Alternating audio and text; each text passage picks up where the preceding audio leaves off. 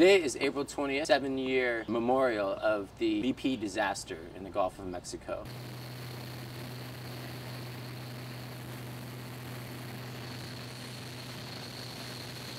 It's hard to believe it's been 7 whole years since the Deepwater Horizon exploded, releasing more oil into the Gulf than any other environmental catastrophe in the world.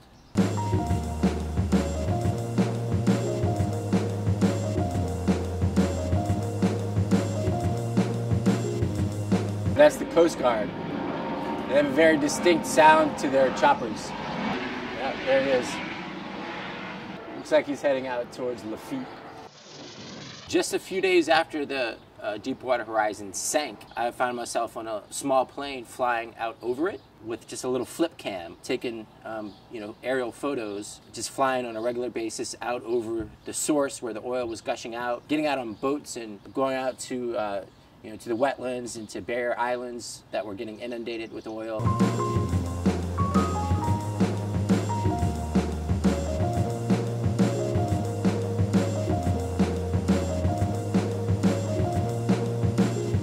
Okay. I have so much footage. The vast majority has never been seen before. None of the clips in this folder, and what you're looking at is this is where the Deepwater Horizon went down, and these response vessels are trying to plug the leak.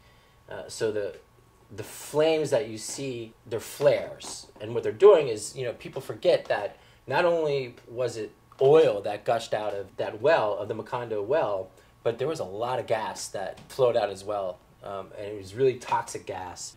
So usually about this time of year, I get several inquiries from journalists or activists doing a story or having a conversation about the BP disaster, what happened in 2010.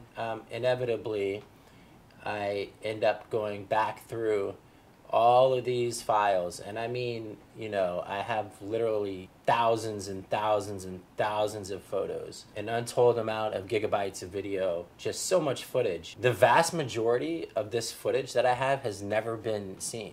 Nobody's seen it. It's never been released publicly. I was working for the Gulf Restoration Network when I shot this footage. So of course, a few people that my former coworkers, may have seen it, and not even everybody at that office has seen it. This is a low-level view. We're flying around, basically ground zero, which is where the Macondo well was situated, and the oil was gushing up from the seafloor. So you have all these ships at this location, drilling rigs that have been brought in and put in place, like the development driller, this one here, to try to drill the relief wells. Ships that are sending submarines down. You've got ships that are applying dispersants to the oil as it comes to the surface, but then also subsea dispersants, so hitting the oil before it ever rises up. I was curious about these big flames that are going on, and sort of in the middle of this shot here, you can see coming from 2 different locations. That's not the Deepwater Horizon on fire. That is actually methane and benzene and other poisonous gases that are being burned off, because people forget that it wasn't just oil that gushed out of the Macondo well, but it was also a lot of poisonous gas.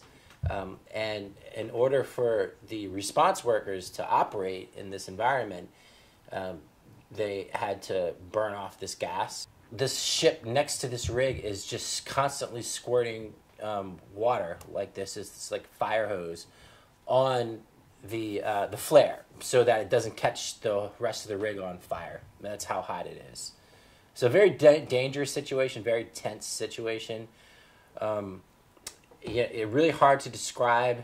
The closest thing that I can think of is perhaps like a battle scene, just because of all these ships and all this activity on the water and the big flames shooting out, and fire hoses being sprayed and helicopters flying around and gas in the air and smoke in the air and just this tension and the smell of burning oil and. Yeah, it was kind of like a battle scene, and just day in and day out. And you know, when I see this footage, it takes me back there. And look here, you can see the oil all over the surface of the Gulf. I mean, it was so nasty that the oil was as far as the eye could see in any direction. We still didn't know if they were going to be able to cap the well. So there was this uncertainty of how long is this oil going to continue to gush. Fortunately, it was eventually capped, but that doesn't mean that the problem was all over. I mean, we're still seeing impacts today. It takes me back to those early days when my life was in utter chaos, and I was just working 7 days a week, 24 hours a day, never knowing if I were going to be on a boat one day or a plane the next day, and really operating for months on a lack of sleep and adrenaline and maybe a little bit of tequila. And it's like we haven't really learned any lessons from the BP disaster. I find leaks and spills all the time. It's like every time I go out and fly out over the Gulf, I find some sort of pipeline leaking, some well leaking. I walk over onto barrier islands and go out on boats, and I find oil washed up in the marsh. I mean, I'm finding this stuff on a regular basis. It's really important to really ground truth what's happening out there. People just don't have an idea about how much damage is really being done.